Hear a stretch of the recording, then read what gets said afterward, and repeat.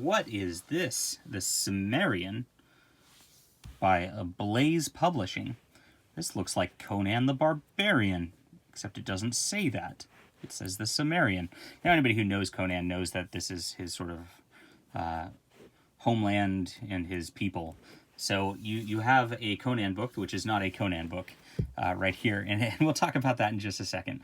Hey everybody, I am John Delarose, the leading Hispanic voice in science fiction. You can sign up for my newsletter in the description below and get a free graphic novel from me. Start your journey reading independent books, and hopefully you will enjoy my books and pick up the rest of the series and more. I put out a lot of comics, so thank you everybody who reads. Here we go.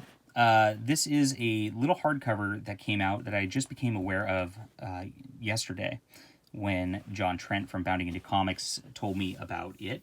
And my local comic shop happened to have one. So I just told them to hold it for me, picked it up, and I read it in one sitting. It was very awesome.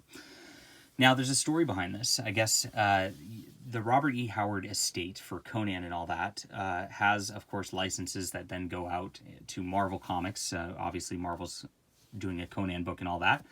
And I think Tor Books has the novels on that front, so they can make novels.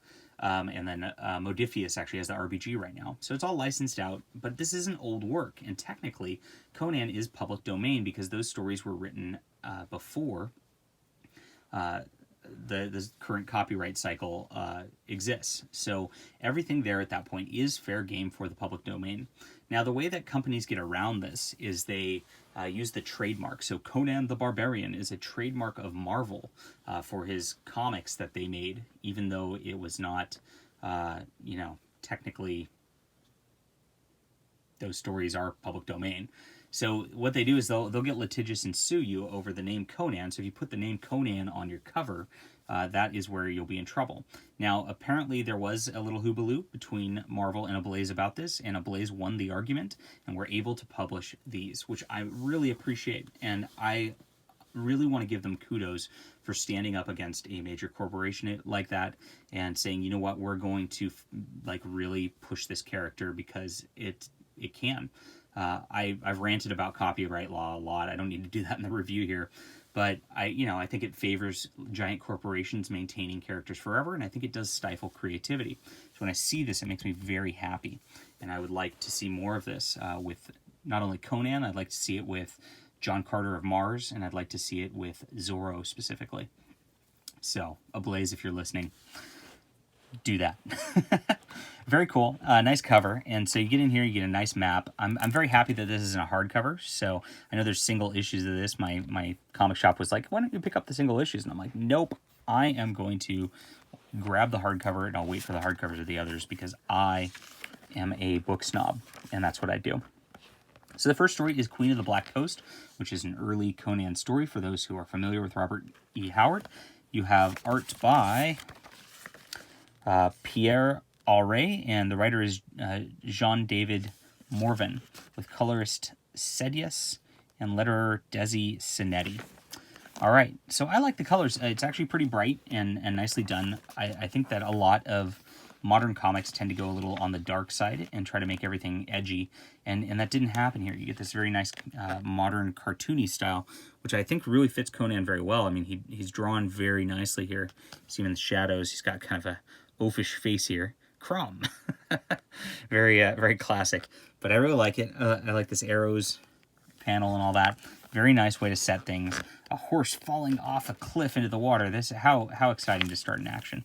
You can't really go wrong with this story because it is one of the most classic stories of all time. But Conan goes through and eventually meets with this pirate queen, and then they have some supernatural battles together. And, oh my gosh, scandalous, but this not too scandalous. So there you go. Very well done. The girl's drawn pretty, but not overly titillating, I guess. So I appreciate that. And you get some of those nice sexy time scenes from Conan in there also. So I like the art. I like the adaptation was actually done very well. It was paced very well. I would say the letterer is kind of the weak point at this point. There's a couple panels in here where it's like offset, where it didn't end up in the right spot. So that and it was noticeable enough. I can't find it at the moment. It was noticeable enough that it detracted from the reading a little bit. But other than that, it was pretty good. Sometimes some of these layouts do get a little confusing with the way the colors blend.